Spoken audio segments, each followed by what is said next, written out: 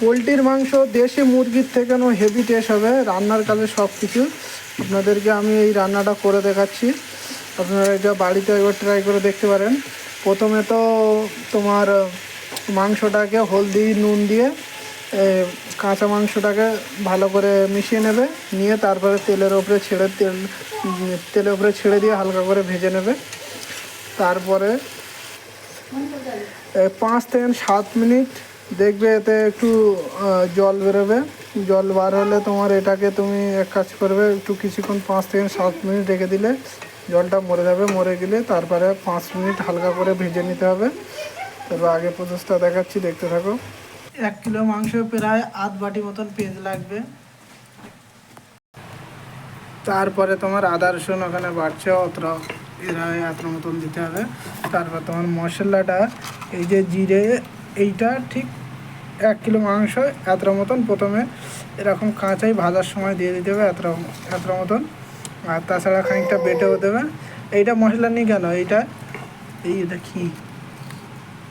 কী গো, এই কী অবস্থা? হ্যাঁ, টাকা পাওয়া যায় না আর এই মশলার ডিব্বায় টাকা, কী গো দাঁড়া। দেখেছো বন্ধুরা, বউগা অবস্থাটা দেখো। আজ আমি একটু রান্নার ভিডিও করতে এসে তারপরে এই বুঝতে পারলাম, দেখেছো এদিকে টাকা কোথায় কোথায় নিয়ে নুখে রেখে দেয়। বউগা অবস্থাটা দেখেছো? ক টাকা হবে, প্রায় তো 4-5 হাজার টাকা মতন হবে। ঠিক আছে, এটার ব্যবস্থা পরে আছে, আগে ভিডিওটা করে নিই। ঠিক আছে, এ তো আর পাবে না। দেখছো জলটা মরে গেছে। এবারে তোমার এখানে দেখছো কালারটা একটু কত সুন্দর কালার এসছে। এবার এই জিরে পাউডার আর জিরেটা তোমার হালকা করে এরকম কাঁচা জিরে এভাবে ছড়িয়ে দিয়ে হালকা করে ভেজে নিতে হবে। এবার হালকা করে, এখনও কিন্তু আমি পেঁয়াজ ইউজ করি না এতে। এইবারে এই মাংসগুলো সব চারিদিকে একটুখানি সরিয়ে দিয়ে এই মাঝখানটায় পেঁয়াজটা দেবো। এবারে মাছটা এই মাঝখানের দিকে ছেড়ে দিলাম। এবার এই পেঁয়াজ দিয়ে আবার হালকা করে পুরো মাংসটাকে ভেজে নিতে হবে।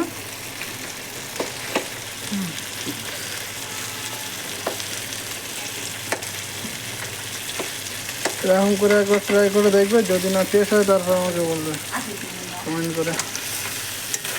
পেঁয়াজ দিয়ে হালকা করে ভেজে নিতে হবে।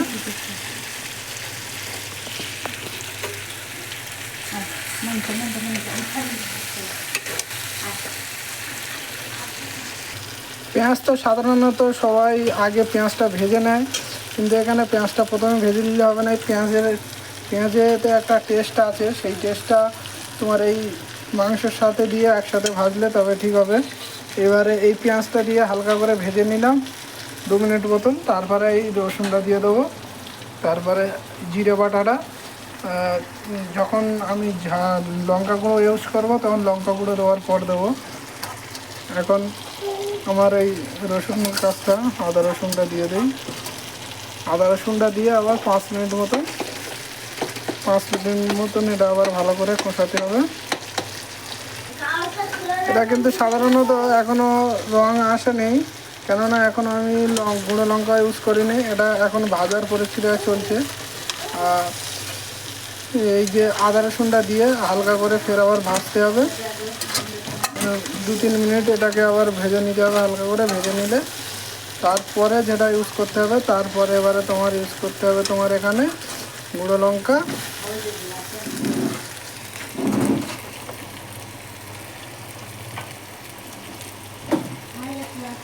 তারপরে গুঁড়ো লঙ্কা দিয়ে দিলাম, যে যেমন লঙ্কা খাও সেরকম হিসাবে দেবে। এবারে কালারটা আসবে, দেখবে হেভি সুন্দর কালার হবে। তারপর হালকা করে একটু জল দিয়ে এটাকে এবারে একটু কষাতে হবে।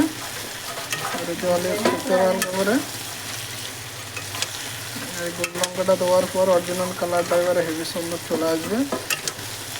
তবে লাস্ট অবধি কিন্তু এতে জল দিয়ে ফোটালে হবে না। কষানো এটা হচ্ছে কষানোই শুধু। এটা সব থেকে পরোটা দিয়ে খাওয়ার জন্য খুব হেভি সুন্দর টেস্ট হবে।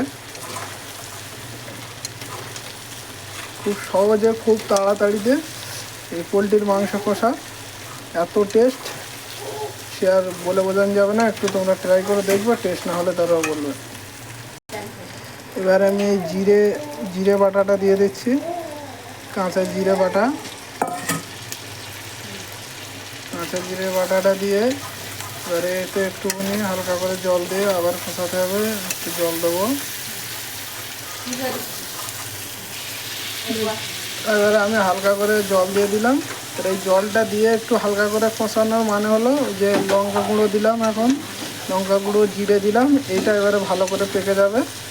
হ্যাঁ, এটাকে এবারে হালকা হালকা করে একটু কষিয়ে নিতে হবে 2-3 মিনিট।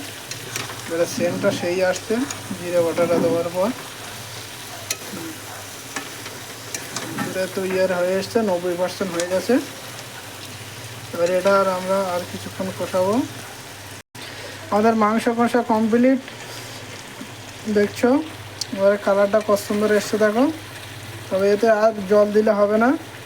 আর এতে একটা জিনিস খেয়াল রাখতে হবে, পেঁয়াজের পরিমাণটা একটু বেশি রাখতে হবে। আর তেল 1 কিলো মাংসতে 100 গ্রাম ইউজ করলে হবে, ঠিক আছে, অসুবিধা নেই।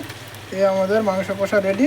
এবারে আপনারা এবারে ট্রাই করে দেখতে পারেন। আর আমার চ্যানেলটা একটু সাবস্ক্রাইব করে নেবেন। আর ভিডিওটা ভালো লাগলে একটু লাইক দিয়ে দিও। চলো, থ্যাংক ইউ, বাই।